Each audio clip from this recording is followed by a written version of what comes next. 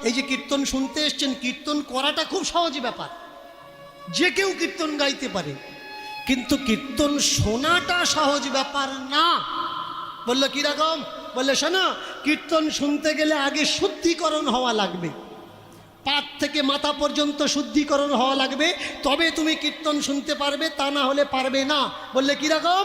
কীর্তন শুনতে গেলে তোমার ভিতরে যে বদগুণ আছে সেই বদগুণটা রাখলে হবে না।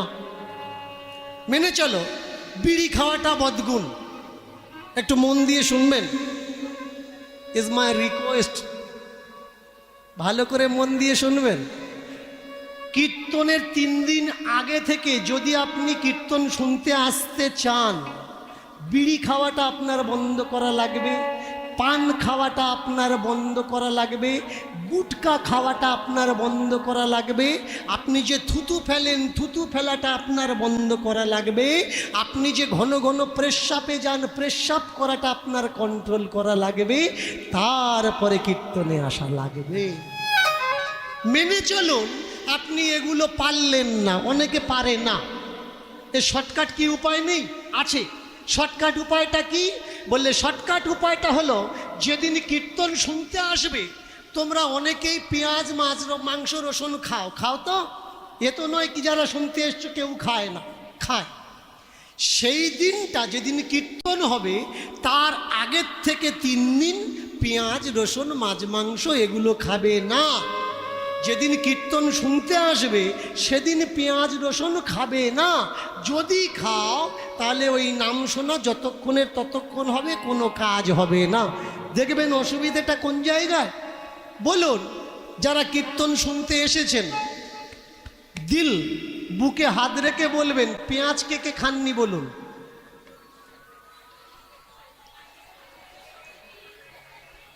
আর বাকি সব খেয়েছেন, তাই তো? এবারে বলুন, যদি দুটো পার্টি একসঙ্গে বসে, এই যে কথা গন্ডগোলটা হচ্ছে কেন হচ্ছে জানেন? যদি দুটো পার্টি এক জায়গায় বসে গন্ডগোল হবে। গৌড়ীয় মঠের চেলা আর স্কন মঠের চেলা যদি দুটো পাশাপাশি বসে মারপিট হবে, গন্ডগোল হবে। আপনাদের ভিতরে যে গুঞ্জনটা হচ্ছে, হওয়ার একটাই মাত্র কারণ, একটা পেঁয়াজ খেয়ে এসেছে আর একটা খেয়ে আসেনি। যারা খেয়ে এসছে তারা তো মন দিয়ে কীর্তন শুনছে, কিন্তু যারা খেয়ে আসেনি এরাই, যারা খেয়েছে তারাই গন্ডগোল পাকাচ্ছে। প্রেম সে বলে রাধা রানী। এবার তাকিয়ে দেখুন, মহাপ্রভু বললেন কীর্তন কীর্তন কীর্তন কীর্তন মানে, অনেকে বলেন কি রতন, কি রতন, কি যুক্ত রতন কীর্তন না, কি যুক্ত রতন না। ক্রি কয়রিকারে ক্রি, ক্রি মানে আকর্ষণ, ক্রি মানে আকর্ষণ। ক্রি হয়, ক লিখতে গেলে প্রথমে একটা দাঁড়িয়ে দিতে হয়।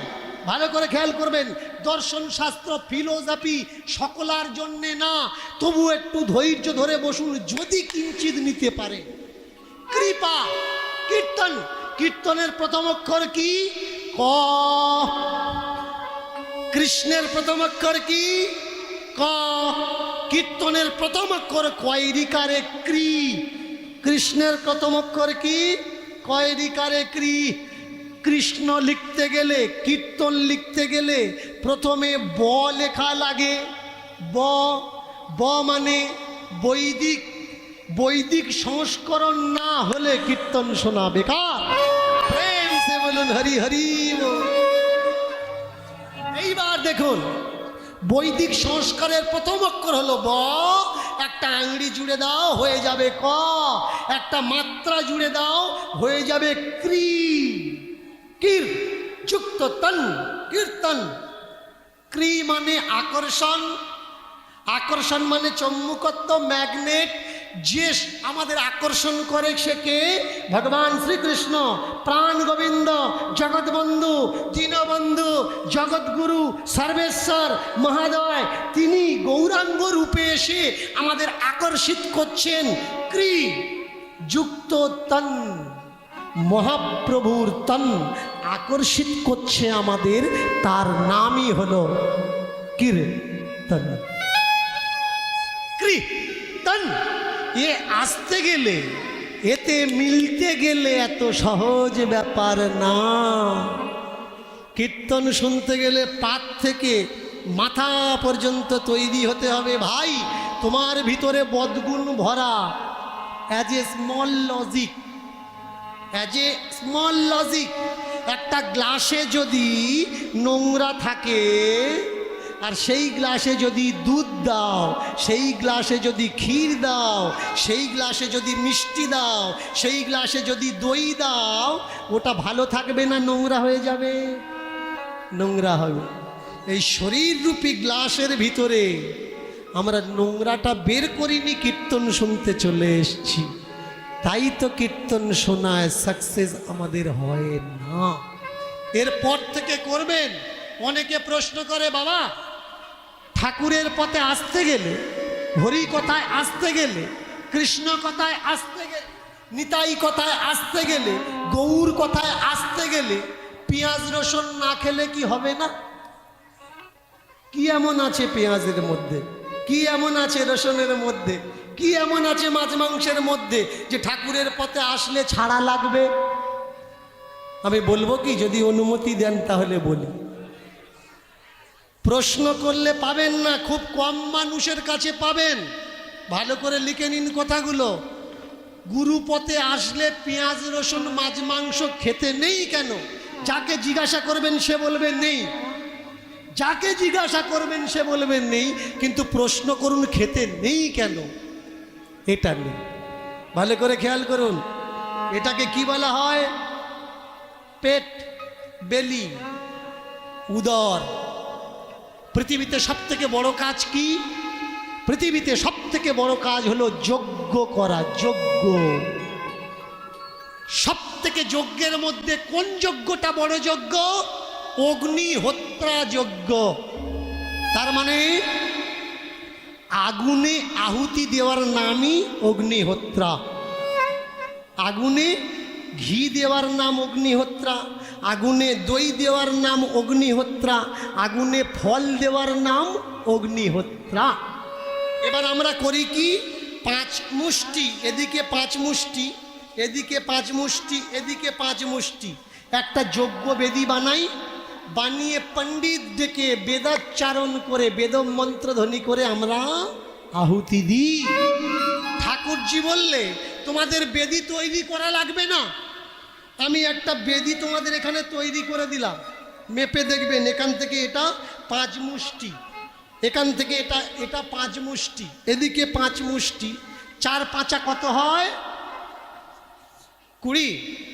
20টা অপ্রচলিত ভাষা। এই 20কে কি বলে জানেন? শুদ্ধ ভাষায় বলা হয় বিষ। এ যদি সুষ্ঠু রাখতে পারো তাহলে বিষ, আর তা না হলে বিষ। প্রেম সে বলুন হরি হরি বল। এ হলো যজ্ঞ বেদী। এই যজ্ঞে আহুতি দেওয়া লাগবে দিনে 3 বার। আস্তে ছোট্ট করে, দিনে 3 বার। সকালবেলা, দুপুরবেলা আর সন্ধ্যাবেলা। আগুন জ্বলে কখন? আমাদের খিদে পায় যখন। আমরা বলি আমাদের পেটে আগুন জ্বলছে, পেটে আগুন জ্বলছে, তখন আমরা কি করি? তখন আমরা ভাত খাই, সবজি খাই, খাবার খাই। এবার বলুন, যদি যজ্ঞ বেদীতে আপনারা আপনাদের বাড়ি যদি হবন করা, পূজা করা, ঠাকুর ঘরের সামনে হবন করাচ্ছেন, তো এই হবনের উপরে যদি মাছ ফেলে দেওয়া হয়, যজ্ঞটা ঠিক হবে না ভুল হবে? একটু বলবেন, বিচার করে বলবেন। ঠাকুর প্রতিষ্ঠার সময় হবন করাচ্ছেন, হোম করাচ্ছেন, যদি ওই হোমের আগুনে পেঁয়াজ ফেলে দেওয়া হয়, বলুন যজ্ঞ ঠিক হবে না ভুল হবে? যদি রসুন ফেলে দেওয়া হয়, যজ্ঞ ঠিক হবে না ভুল হবে? যদি মাংস ফেলে দেওয়া হয়, ঠিক হবে না ভুল হবে? তাই এই যে অগ্নি জঠর, তুমি 3 বার যে যজ্ঞটা করছ, এতদিন তুমি যে যজ্ঞ করেছ, সেই যজ্ঞটা তোমার সঠিক হয়নি, পণ্ড হয়ে গেছে। পণ্ড করছে কে? তারকা। তারকা, তা রোকা, তাকে মন রোকা, আমি রুখতে পারছি না, আমার মন খেতে চাচ্ছে, আজকের এটা খাও, কালকের ওটা খাও, আমি তাকে রুখতে পাচ্ছি না, তা রোকা রাক্ষসী যজ্ঞ পণ্ড করছে। কার যজ্ঞ? বিশ্বামিত্র। এই শরীরটাকে বিশ্বামিত্র, এই শরীরটা কার? বিশ্বামিত্র। বিশ্বামিত্র এই যজ্ঞ সঠিক করার জন্যে, রাক্ষসদের মারার জন্যে গেলেন কোথায়? রাম লক্ষ্মণকে নিয়ে আসতে দশরথের কাছে। দশরথকে 10 দিক, পূর্ব পশ্চিম উত্তর দক্ষিণ অগ্নি ঈশান বায়ু নৈঋত ঊর্ধ্ব অধ, এই 10 দিকের কাছে আমি এলাম। এসে তার পুত্র রাম আর লক্ষ্মণকে নিয়ে গেলাম। রাম আর লক্ষ্মণকে নিয়ে এলেন কোথায় বিশ্বামিত্র? যজ্ঞস্থলে। যজ্ঞস্থলে আসার পর রাম বিশ্বামিত্রের উদ্দেশ্যে, যজ্ঞের উদ্দেশ্যে দ্বারকা আদি রাক্ষসদের বধ করে দিলেন। রামায়ণটা শুধু রামায়ণ নয়, পা থেকে মাথা পর্যন্ত রামায়ণ আগে জানা লাগবে, পা থেকে মাথা পর্যন্ত মহাভারত আগে জানা লাগবে, পা থেকে মাথা পর্যন্ত গীতা আগে জানা লাগবে, পা থেকে মাথা পর্যন্ত ভাগবত আগে জানা লাগবে। যদি আপনি মনে করেন এদেরকে বলো না, আমি বলবো,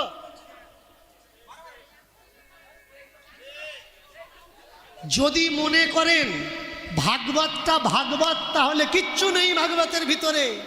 ভাগবত জুড়ে আছে পা থেকে মাথা পর্যন্ত, রামায়ণ জুড়ে আছে পা থেকে মাথা পর্যন্ত। কখনো প্রশ্ন করেছেন? শুনুন মন দিয়ে, বহু দূর থেকে আমি এসেছি, এসেছেন আপনারা, ভালো করে একটু দিমাগ লাগান। ভগবান শ্রীকৃষ্ণ কোন গর্ভে জন্মগ্রহণ করেছিলেন? অষ্টম গর্ভে। সপ্তম গর্ভে বলদেব ট্রান্সপ্লেট হয়ে গেছিল, ট্রান্সফার হয়ে গেছিল গর্ভ, গিয়ে রোহিণীর গর্ভে চলে গেছিল 10 মাস 10 দিন। তারপরে যিনি ছিলেন, একটু মন দিয়ে শুনবেন, একটু বিচার করবেন। কীর্তনটা আর শাস্ত্রটা গল্প কথা না। যদি মনে করেন গল্প, সারা জীবনে আপনার কিচ্ছু হবে না। আর যদি মনে করেন এর ভিতরে নেওয়ার অনেক কিছু আছে, তাহলে অনেক কিছু পাবেন। একটু মন দিয়ে শুনুন। 10 মাস 10 দিন দৈবকীর গর্ভে ভগবান ছিলেন। যেদিন প্রসব হলো, মথুরার সবাই ঘুমাচ্ছিল, কীটাদি পতঙ্গ।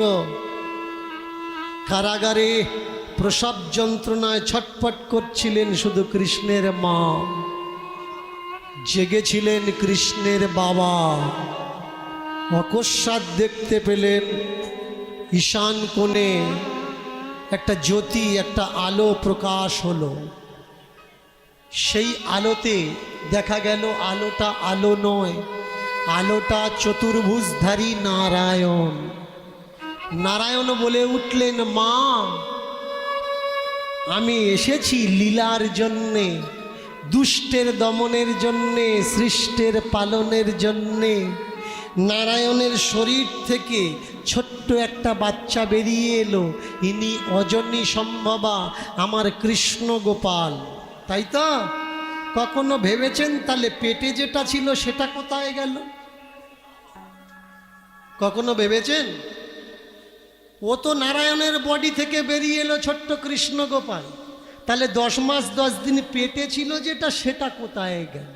এটা ভাববেন না, ভাবলে কিন্তু তত্ত্বের সার বুঝতে পারবেন না। তাকিয়ে দেখুন, ভগবান শ্রীকৃষ্ণকে বলা হলো সংহিতায় ঈশ্বর পরম কৃষ্ণ সচ্চিদানন্দ বিগ্রহম অনাদির আদি গোবিন্দম সর্বকারণের কারণম। শ্লোকটার অর্থ কি? শ্লোকটার অর্থ হলো ইনি অনাদি, মানে সৃষ্টির আদি।